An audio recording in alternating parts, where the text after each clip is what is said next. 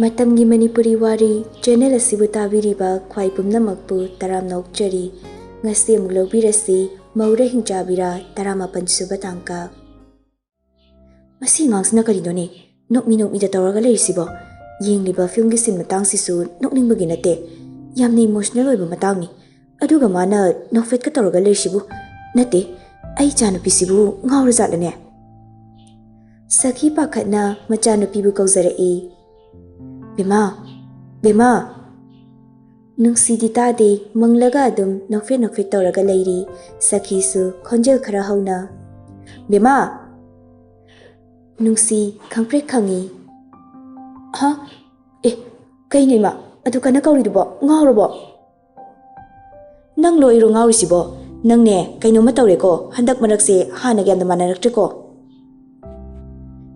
Ima airo kaisum tawdeko Nangko chindari kaisum tawdena hai aduga tawthorakpada mawong ama tawi aidi pakhatlabani laiga ongnarabra haidana chingnarabani ko As taningdeba ekhoi ma asima ontho thopa wanga tanganudana Divya su sem kamladu puduna mamaga machanupiga gi manakta changsilaktuna masu sofada famtharei aduga haisingdu khokna mama machani gi wari duda yaksilai Nungsiya nangbu kari tawrage nasa nungaitabra haiba Nama kaistawdi Nangko handakti manghadasu chorolamna loliko Ima ibe mase mahaiba matanabra kaino kuthigam tingthokse Hoine aisuni adumna khalibase ekhoi maningi maiba tato mando mabong tatana sira khangdine Ma kaino asyam chakholaba matamsida mahaiba kaino muk tawrisiba wakal phabinu aine kaistawjadriko isana khangjai ngawrasu kahidak chagani habado aduima ai ngasi se thaba ma chatudi leibani kaida kari thabakno haise Nama namta hayo Karino nangna hayo haibo Ngarang haibado Sakina amuk hairae Karino nakhoi ani ni inaraga leiriduna kok haiba kedauge Oh ima magi patient ama leyen hayi mayumda puthakraba aduda yumdoina check chaluge haibanida Oh hoi ado nangna chatoidubu kadai mafamdano haibado madudi hairamoi khoidusu Che thazagi mamanabi che henbido khangidana moile kaidane Patient dudi nupa raibema Mani ma moigi se yumgi halaman sulai train hayi nupi yawba singdusu loina mayum pankhra mali aduga manang nupa ma leibidusu thabak chatkhrabanina khara khudong chadaba mali yumdo machi ani duna ngehak lak yengsinbada awaba masu oirena hayi aisu chehenbina na hanwari lirakpada khangbani Nupa ngakta leibi yumni ne tude Bema nang imana thadok ningdebo Kaino ima pukchel pulakanuko Doctor amagi mamaya manjade Hai aina pukchel pipa natene ahal lamansu leitaba nupi amatasu leitaba yumduda nangna kamaina chattorege haiba migi lekai haiba amasu leiri lekai gi wathi ngang bisingduna phatana muk sandokpirabadi nupi nangtani mangjadoise Nungsi machinda murum soli Mangjab leite ngangnaragana koklesilaga lori aduk phabadubu Macha nupi na murum sonba duda Karino nangna murum ga soliduna Ma haujikse yam chokhalabani adugi sumathakta nachaise doctor amani ai henba thabakti kaisu tawroidana ai suloina khangi karamna aina ngasigi khunaisida khongthangani haibado aduima chaluki gi haiba Hoi nangna yadrabanina phajana cheksina chaduko thengna mamnadi halakanu imagidi ichanupi na thandani soibe yade Hoi beima aisu khangeba Nungsi Divyana khokliba semdo amma lauraga charaduna magi kada changkhiduna washroom da makhong makhuthamli loibaga thoklaktuna amu upudagi kari firol setsigi haina yengli jeans samadi top sama khanduna litli masamadusu ponytail da pulli aduga maidu chamtak sukeri ꯐ꯭ꯂꯦꯠꯀꯤ slipper ꯑꯃ ꯇꯣꯡꯁꯤꯜꯂꯤ ꯑꯗꯨꯒ bag ꯃꯆꯥ ꯑꯃ ꯄꯥꯏꯔꯗꯨꯅ ꯃꯥꯒꯤ ꯄꯨꯒꯗꯕ ꯄꯣꯠꯆꯩꯁꯤꯡꯗꯨ ꯍꯥꯞꯆꯤꯜꯂꯕ ꯇꯨꯡꯗ ꯇꯦꯕꯜꯗ ꯂꯩꯔꯤꯕ ꯒꯥꯔꯤꯒꯤ ꯁꯣꯗꯨ ꯄꯥꯏꯔꯗꯨꯅ ꯃꯈꯥꯗ ꯀꯨꯝꯊꯔꯛꯏ ꯁꯣꯐꯥ ꯀꯥꯗ ꯑꯃꯨꯛ ꯆꯪꯁꯤꯜꯂꯛꯂꯒ ꯏꯅꯝꯃ ꯏꯃꯥꯗꯤ ꯋꯥꯁꯔꯨꯝ ꯆꯪꯈꯤꯌꯦ ꯀꯔꯤ ꯇꯧꯔꯒꯦ ꯆꯠꯂꯒꯦ ꯍꯥꯏꯔꯣ ꯍꯣꯏ ꯏꯅꯝꯃ ꯆꯠꯂꯒꯦ ꯑꯗꯣ ꯏꯃꯥ ꯉꯥꯏꯔꯗꯤ ꯑꯩ ꯌꯥꯔꯔꯣꯏ ꯏꯅꯝꯃꯅ ꯑꯣꯏꯅ ꯃꯅꯝꯁꯦ ꯅꯝꯕꯤꯔꯣꯁꯦ ꯅꯪꯁꯨ ꯏꯃꯥꯗꯣ ꯉꯥꯏꯍꯥꯛ ꯉꯥꯏ ꯌꯥꯕꯗꯨꯕꯨ ꯍꯣ ꯉꯥꯏꯔꯔꯣꯏꯒꯦ ꯏꯅꯝꯃꯅ ꯑꯗꯨꯝ ꯅꯝꯕꯤꯔꯣ ꯏꯃꯥꯒ ꯏꯅꯝꯃꯒ ꯑꯗꯨꯝ ꯃꯥꯟꯅꯩꯌꯦ ꯑꯩꯒꯤꯗꯤ ꯗꯤꯚ꯭ꯌꯥꯁꯨ ꯅꯣꯛꯂꯒ ꯃꯆꯟꯅꯨꯄꯤꯗꯣ ꯃꯅꯝ ꯅꯝꯕꯤꯔꯤ ꯅꯨꯡꯁꯤ ꯗꯤꯚ꯭ꯌꯥꯗ ꯈꯣꯏꯔꯝꯂꯝꯂꯒ ꯒꯦꯔꯦꯖꯇꯒꯤ ꯒꯥꯔꯤ ꯏꯟꯊꯣꯛꯂꯒ ꯊꯧꯔꯒ ꯂꯥꯛꯂꯤ ꯗꯤꯄꯥꯔꯠꯃꯦꯟꯇꯦꯜ ꯁ꯭ꯇꯣꯔ ꯑꯃꯗ ꯆꯪꯁꯤꯟꯗꯨꯅ ꯑꯆꯥꯄꯣꯠ ꯈꯔ ꯂꯩꯔꯒ ꯁꯥꯟꯍꯣꯏꯒꯤ ꯃꯌꯨꯝ ꯇꯝꯅ ꯂꯥꯛꯂꯤ ꯑꯗꯨꯕꯨ ꯁꯥꯟꯍꯣꯏ ꯃꯌꯨꯝ ꯈꯪꯗꯕꯅ ꯒꯥꯔꯤꯗꯨ ꯃꯇꯥꯏ ꯑꯣꯏꯅ ꯊꯧꯁꯤꯜꯂꯒ ꯈꯥꯝꯂꯒ ꯍꯦꯟꯕꯤꯗ ꯑꯣꯏꯅ ꯀꯣꯜ ꯇꯧꯔꯤ ꯍꯦꯟꯕꯤꯁꯨ ꯂꯦꯟꯒ ꯐꯥꯝꯗ ꯂꯩꯔꯤ ꯇꯟꯖꯥꯗꯨꯗ ꯐꯣꯟ ꯂꯥꯛꯄꯗꯨꯗ ꯀꯅꯥꯅꯣ ꯍꯥꯏꯅ ꯌꯦꯡꯂꯤ ꯅꯨꯡꯁꯤ ꯑꯣꯏꯔꯝꯕ ꯑꯗꯨꯗ ꯍꯔꯥꯎꯅ ꯀꯣꯜ ꯑꯗꯨ ꯄꯥꯏꯔꯤ ꯍꯜꯂꯣ ꯍꯜꯂꯣ ꯆꯦ ꯍꯥꯎ ꯇꯥꯏꯌꯦ ꯍꯥꯏꯌꯨ ꯗꯥꯁꯥꯟꯍꯣꯏꯒꯤ ꯌꯨꯝꯁꯤꯕꯨ ꯑꯩꯗꯣ ꯈꯪꯗ꯭ꯔꯦ ꯃꯣꯏꯒꯤ ꯌꯨꯝꯒꯤ ꯂꯣꯀꯦꯁꯟꯗ ꯊꯥꯕꯤꯔꯛꯀꯦꯔꯥ ꯍꯣꯏ ꯍꯣꯏ ꯊꯥꯔꯛꯀꯦ ꯅꯪ ꯂꯥꯛꯏꯔꯣ ꯂꯥꯛꯄꯅꯤ ꯑꯗ ꯌꯨꯝꯗꯣ ꯈꯪꯗ꯭ꯔꯕ ꯐꯔꯦ ꯑꯩ ꯊꯥꯔꯛꯂꯒꯦꯀꯣ ꯑꯗꯨꯗꯤ ꯍꯣꯏ ꯆꯦ ꯑꯗꯨꯗꯤ ꯊꯝꯃꯒꯦꯀꯣ ꯅꯨꯡꯁꯤ ꯐꯣꯟ ꯑꯗꯨ ꯊꯝꯂꯤ ꯉꯥꯏꯍꯥꯛ ꯂꯩꯔꯒ ꯍꯦꯟꯕꯤꯅ ꯂꯣꯀꯦꯁꯟꯗ ꯊꯥꯔꯛꯂꯤ ꯅꯨꯡꯁꯤ ꯂꯣꯀꯦꯁꯟ ꯑꯗꯨꯗ ꯌꯦꯡꯅ ꯁꯥꯟꯍꯣꯏꯒꯤ ꯌꯨꯝ ꯇꯥꯅꯕ ꯆꯠꯂꯤ ꯍꯦꯟꯕꯤꯁꯨ ꯅꯨꯡꯁꯤꯗ ꯃꯥꯅ ꯍꯥꯏꯔꯝꯕ ꯋꯥ ꯑꯗꯨ ꯌꯥꯕꯤꯗꯨꯅ ꯅꯨꯡꯁꯤꯅ ꯁꯥꯟꯍꯣꯏ ꯌꯨꯝꯗ ꯂꯥꯛꯄꯗꯨꯗ ꯊꯃꯣꯏꯗꯣ ꯍꯔꯥꯎꯖꯩ ꯃꯥꯏꯊꯣꯡꯗꯁꯨ ꯃꯃꯣꯟ ꯅꯣꯛꯂꯤ ꯂꯦꯟꯁꯨ ꯍꯦꯟꯕꯤꯒꯤ ꯃꯅꯥꯛꯇ ꯂꯥꯛꯂꯒ ꯀꯔꯤꯅꯣ ꯅꯪꯅ ꯅꯣꯛꯂꯤꯗꯨꯅ ꯑꯃꯨꯛ ꯗꯥ ꯅꯨꯡꯁꯤꯗꯣ ꯑꯩꯉꯣꯟꯗ ꯍꯧꯖꯤꯛ ꯀꯣꯜ ꯇꯧꯔꯛꯑꯝꯃꯤ ꯑꯗꯨꯒ ꯗꯥꯁꯥꯟꯍꯣꯏꯒꯤ ꯌꯨꯝ ꯍꯪꯂꯛꯑꯝꯃꯤ ꯑꯩꯅ ꯅꯍꯥꯟ ꯗꯣꯛꯇꯔ ꯀꯨꯝꯂꯝꯗꯥꯏꯗ ꯂꯥꯛꯅꯕ ꯍꯥꯏꯗꯅ ꯋꯥꯔꯤ ꯈꯔ ꯂꯤꯔꯝꯕꯅꯤ ꯑꯗꯨꯗ ꯃꯥꯅ ꯂꯥꯛꯄꯤꯕꯁꯤꯗ ꯁꯨꯝ ꯍꯔꯥꯎꯕꯅꯤꯗ ꯑꯣ ꯑꯗꯨꯗꯤ ꯁꯥꯟꯍꯣꯏꯗꯒꯤ ꯊꯣꯛꯂꯛꯄꯗ ꯁꯤꯗ ꯆꯪꯂꯣꯅ ꯍꯥꯏꯌꯨꯅꯦ ꯉꯥ ꯆꯔꯥ ꯑꯃ ꯄꯤꯈꯤꯁꯦ ꯃꯥꯁꯨ ꯌꯥꯝ ꯋꯥꯕꯤꯈꯤꯕꯅꯤ ꯍꯣꯏ ꯑꯗꯣ ꯉꯥꯕꯨ ꯀꯌꯥꯝ ꯐꯥꯒꯦ ꯈꯔ ꯐꯥꯔꯦ ꯅꯤꯉꯣꯜ ꯆꯥꯛꯀꯧꯕꯁꯨ ꯀꯨꯏꯗ꯭ꯔꯦ ꯑꯗꯨꯅ ꯐꯥꯔꯒꯦꯅ ꯈꯜꯂꯤ ꯑꯗꯨꯅ ꯗꯣꯛꯇꯔꯗꯨꯁꯨ ꯑꯩꯈꯣꯏ ꯁꯥꯟꯒꯤꯗꯃꯛꯇ ꯋꯥꯕꯤꯈꯤꯕꯗꯣ ꯑꯗꯨꯒꯤ ꯉꯥ ꯆꯔꯥ ꯑꯃ ꯄꯤꯖꯅꯤꯡ ꯇꯧꯕꯅꯤ ꯑꯣ ꯑꯗꯨꯗꯤ ꯑꯩ ꯍꯥꯏꯈ꯭ꯔꯒꯦꯀꯣ ꯁꯣꯝꯗꯅ ꯗꯣꯂꯤꯅ ꯁꯤꯟꯗꯨꯅ ꯖꯦꯀꯤꯒ ꯑꯦꯟꯖꯦꯂꯥꯒꯁꯨ ꯈꯪꯅꯍꯜꯂꯤ ꯖꯦꯀꯤꯒ ꯑꯦꯟꯖꯦꯂꯥꯒ ꯋꯥꯔꯤ ꯁꯥꯟꯅꯕꯗꯣ ꯇꯣꯝꯕꯤꯆꯥ ꯍꯣꯏꯁꯨ ꯈꯪꯗꯕ ꯅꯠꯇꯦ ꯈꯪꯂꯤꯕꯅꯤ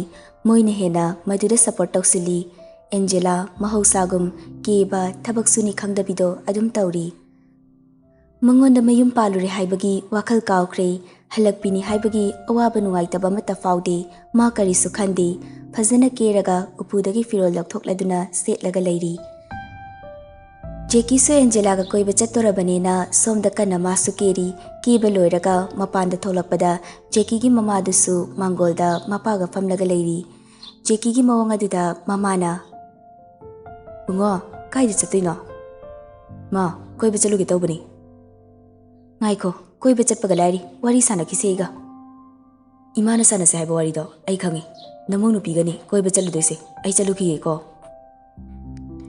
ꯖꯦꯀꯤ ꯃꯃꯥꯅ ꯂꯥꯎꯔꯤꯕꯗꯨ ꯇꯥꯗꯕꯤꯗ ꯒꯥꯔꯤ ꯑꯗꯨ ꯊꯧꯗꯣꯛꯂꯒ ꯂꯥꯛꯏ ꯑꯦꯟꯖꯦꯂꯥꯁꯨ ꯃꯌꯨꯝꯗ ꯐꯝꯂꯒ ꯂꯩꯔꯤꯕꯅꯤ ꯐꯤꯔꯣꯜ ꯂꯣꯏꯁꯤꯜꯂꯒ ꯉꯥꯏꯍꯥꯛꯀꯤ ꯃꯇꯨꯡ ꯖꯦꯀꯤ ꯑꯦꯟꯖꯦꯂꯥ ꯍꯣꯏꯗ ꯌꯧꯁꯤꯜꯂꯛꯂꯒ ꯐꯣꯟ ꯇꯧꯁꯤꯜꯂꯤ ꯑꯦꯟꯖꯦꯂꯥ ꯖꯦꯀꯤꯅ ꯐꯣꯟ ꯇꯧꯔꯛꯄ ꯑꯗꯨꯗ ꯍꯔꯥꯎꯅ ꯐꯣꯟ ꯑꯗꯨ ꯄꯥꯏꯔꯤ ꯍꯜꯂꯣ ꯇꯥꯕ꯭ꯔꯣ ꯇꯥꯏꯌꯦ ꯌꯧꯔꯛꯂꯕꯣ ꯌꯧꯔꯛꯂꯦ ꯅꯣꯏ ꯊꯣꯡꯒꯥꯜꯗ ꯂꯩꯔꯦ ꯑꯣ ꯑꯗꯨꯗꯤ ꯑꯩꯁꯨ ꯊꯣꯛꯂꯛꯑꯒꯦ ꯂꯩꯔꯝꯃꯣ ꯍꯣꯏ ꯑꯗꯣ ꯃꯤ ꯌꯥꯝꯅ ꯂꯩꯌꯦ ꯅꯣꯏ ꯁꯥꯏꯁꯦ ꯃꯤ ꯂꯩꯔꯒ ꯀꯩꯗꯧꯔꯒꯦ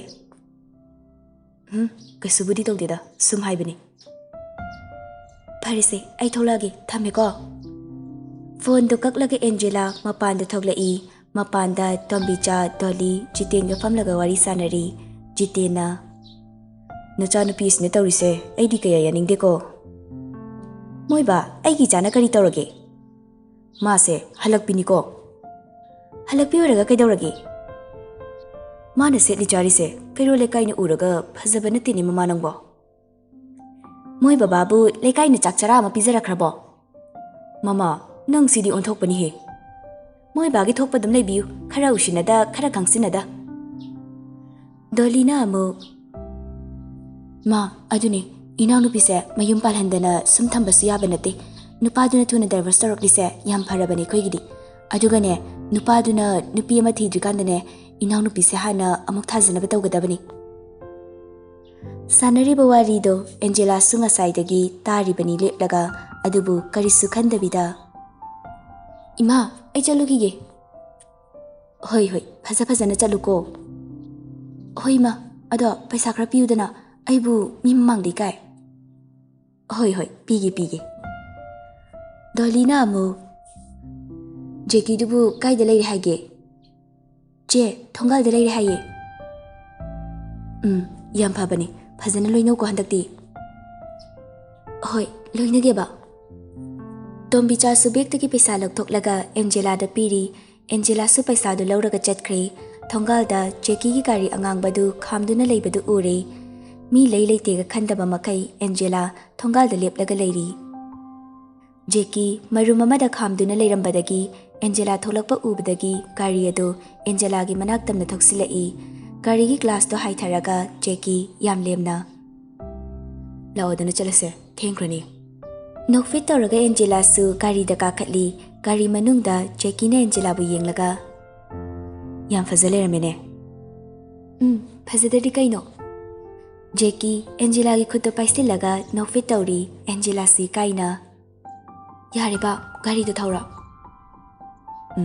Hoi.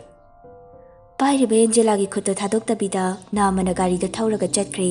Somdadi laikai gi mi singduna Angela gi mawang aduda ani pulle ahum pulle wari sanari. Karino magi Angela haiba ngangsina tawrishibo. Hoine aduni mitsyam nare haiba. Mayum ngantana panthoklaga nupa mayumduda chanadabadagi amuk halaklaga leire. Aduga hawjikna leisabiga sadana nupa amamuk koirise yam hainadeda mana tawrishi. Moigi mawang matawse icha isunaga tamnarakadra haina pakhatlabani aidi. Masi pumnamakse mamaduna thon bangagdani. Mana hana leramba nupado kaisu phattaba midi natena hai. Moina maral thangsilaga kainaba oira mali. Moi mamaduna haibadi nupaduna thina tawi haine. As kadaidagi pawno duna nupaduna thina suntaw tawreko. Nupado yamna phai. Adugisu mathakta mama mapasu leitrena hai. Machin manaw ani khatang leibani na hai. Nupado gyan sutai thabak achawba amasu tawrena hai. Sida kamaina nupido otino taksinai orini. Nati aina ngaklise macha nupa boidusu gyan taba malaga mane hena jathiba mi ama oiramene. Ho aduni moi imungse kaino matawi yam hainadeda hauna lonchana khangriba paisa na paiba sariba macha nupi thajado adu khaktani mapamda laktrise. Doli dudine mapamda nutigi laini. Khangdre moigi mungi wasi toksi kanade kok sanabani. Somde Angela Jeki na mabu luna khanbiba mong mataw aduda yamna nungaisai harauzai. Jeki na mabu yam nungsina loinabiba mabu khanbiba aduda thamoina penjare. Angela na Se khutse thadoklo yami kare bai. Thadokloina kai thadoktoino sungthai thadoklo. As ai sumi kare ko. Nangdi karigi kari ba. Khangdeda ngasi se yam romantic oi. Adubu kaigino haiba. Khangde asengba hingda wari sanabadasu ai kyami kai khangbra. Is adugi ore kaisui kai biu haide ko aise nangi kanano hayuni. Adubudi ai nupani dana. Do aduneba ado kaida saluseba. Dana puningba mafamda aidi yada yare. Somdana leimaga boboga mangolda famlaga wari sanari leimana. Noi natai mehenbina doctor nupi lakani haibadubu kamai tawkhrajano. Je khangdine thabaga chila chala. Doctor amani namasu mathau chilamgani. Hoi je lakpri yenglase laktradi kemta hargumse.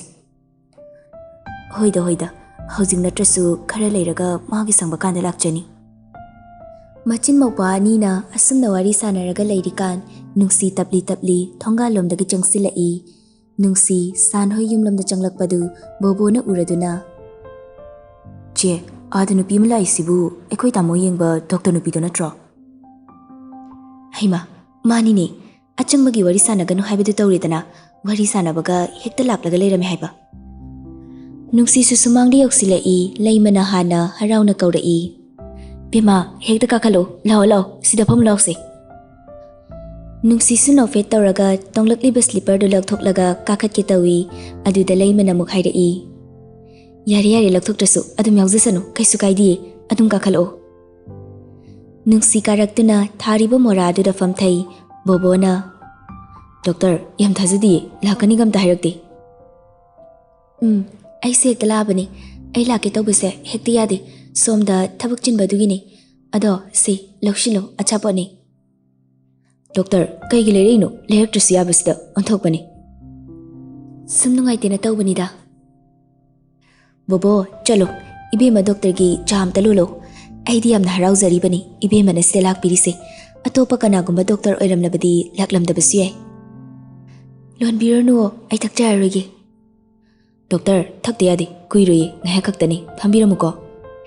Bobo su chakhumda thuna changkiduna cha loli ngaida abi phone tawrai. Hello kaidorige?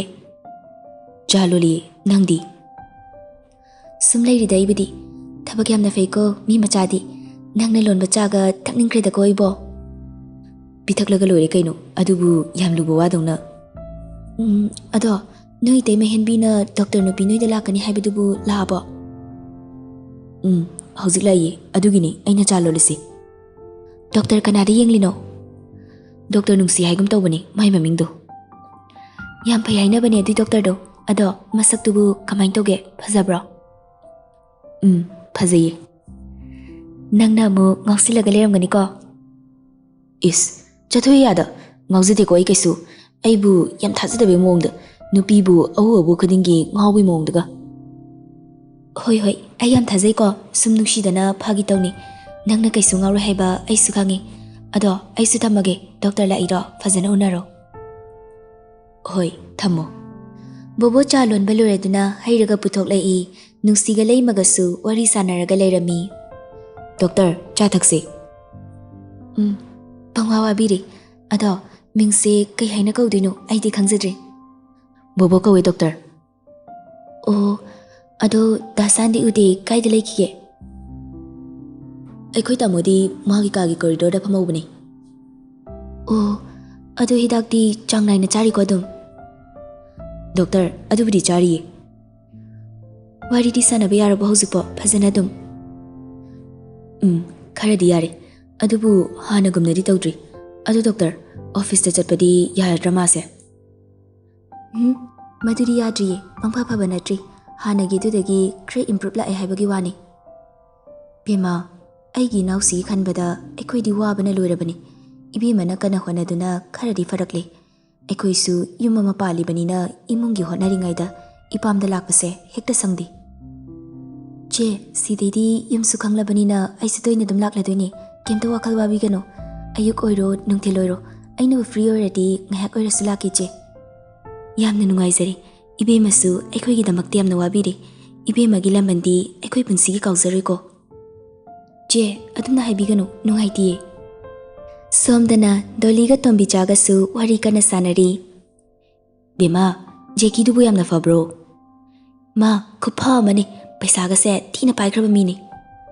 Ma bu kari thabak tawge. Ma thikadar ni yam phauba paisa su yam paye gariga se makal ni tonglisi yam phabani ma. Pharadi yare bema aikoi dine aphaba nupa se tap phagadabani nanaw nupi se sat pisinaba tawsi. Hoi ma aisu khalini. Jeki ge Angela gasu mafam amada laklaga family makut ani dusu thadoknade.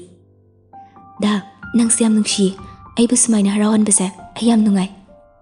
Dumai haino aise nangi damaktani lerisi. Da aise noi mama hoina hayeng pamdadi kamai tawba. Kari pamoidino pamni ado nang nupaduna kamai chelino. Da ima hoina warisano hairaga kabak ti sanari.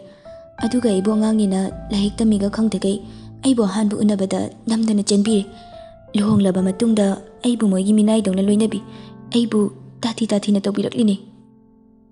Masi hairaga Angela kapsinarei Jeki su Angela kablakpa aduda nungaitraduna thembiri. Se tokluba minuraga fazade adain tawnusi ai nungaite. Wa makha amuk tarei Angela-do. Luhongbagi numidangsu moina charambagi kolik-sing korfu-singdo aingondda fengalini. Aduga amuk nonganbagi ayuk ingkrakanduda aibu thengna haugali haiduna ikaiba pibi. Aduga amuk ai ichin-sina panbu paningde. Moigi manaw nupado miting na yeng kainoma tawi ai hainade. Se toklo ai taba ngamdre. Adugi saru nungaiba wari sanase. Hoi dada. Yumda aiko ima hoina nupi pusilo na haraga taleri kamai tawduino khangde. Dada adu oiragana inama ama kok pusilo dana. Nang ama horaklaba ai kanamta koideko nang logduini. Leisabi sunatana ide mahu oirurabini. Mau oiraga kari tawroge aidi nang adum lawni. Ima hoina yadragasu aidi adum lawrani nangde. Dada masi hairaga Angela Jackie da konsili. Somda nungsisu lei mohoiga wari sanaramlaga imungda changsilaktuna sangi kada leplaga. Ayamta changzarakeba.